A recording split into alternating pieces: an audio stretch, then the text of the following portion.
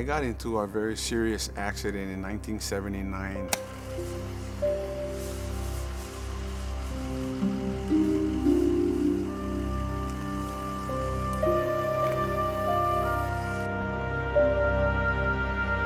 We were estimated about going 90 miles an hour, banging 5 parked cars.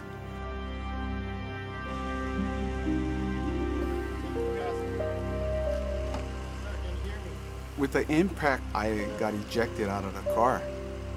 I actually flew over someone's yard and garage. The paramedics came and tried to administer medical attention to me, and I was just flatlined at that moment, and they covered me with a sheet.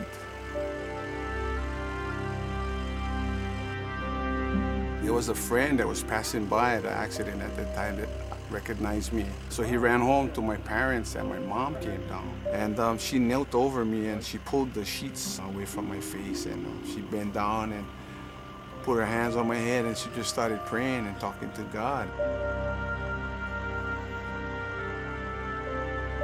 She felt my head move.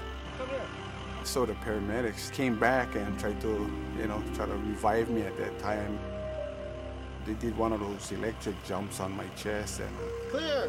The first couple of times it didn't work. The third time they got a pulse. But after all of this, you would think that I would learn about partying and drinking and doing drugs and stuff. And that was actually the beginning of my spiral case into doing drugs and harder drugs like coke and meth. Over 25 years of my life, I've been doing that.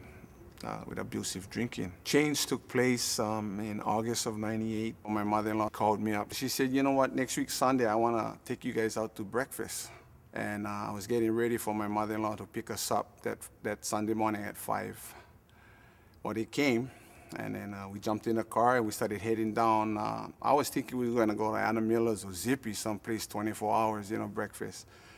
And we passed in right in the front of Farrington High School, and I saw all these tents. I told my mom, wow, where we go? We're going to have breakfast in on Circus or on Carnival.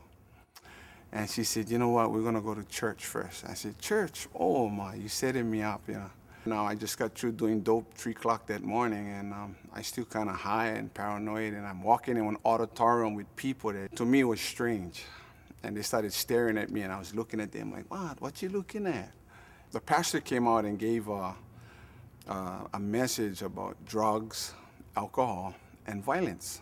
And throughout the message, I'm wondering if my mother-in-law had ever talked to this guy about me, or she was ratting or talking behind my back about me. Because how could someone just, I don't know, come on and start talking about me?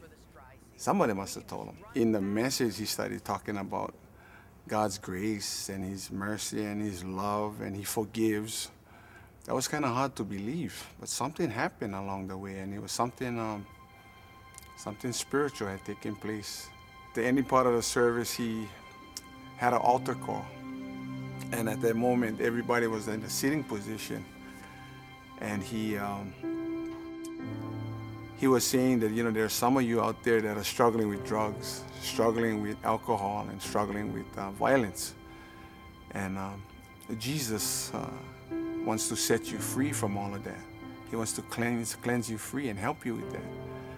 And just by a simple raise of your hands, you're asking Jesus to come into your life. And not only to come into your life, but to actually take over your life and cleanse you from all of these addictions and alcohol and drugs and violence. And I remember I lifted up my head and I stood up. Everybody was still sitting down, and I raised my hand up to the ceiling, and I looked up in the ceiling, and I said, God, if this is true, then take me now. If not, I'll never come back to church if you don't take me now. And it was at that moment something really happened. Something just stirred up inside of me. After all it was said and done, I was actually hugging people I didn't even know. Smiles from ear to ear. That was the beginning of my new journey with Christ.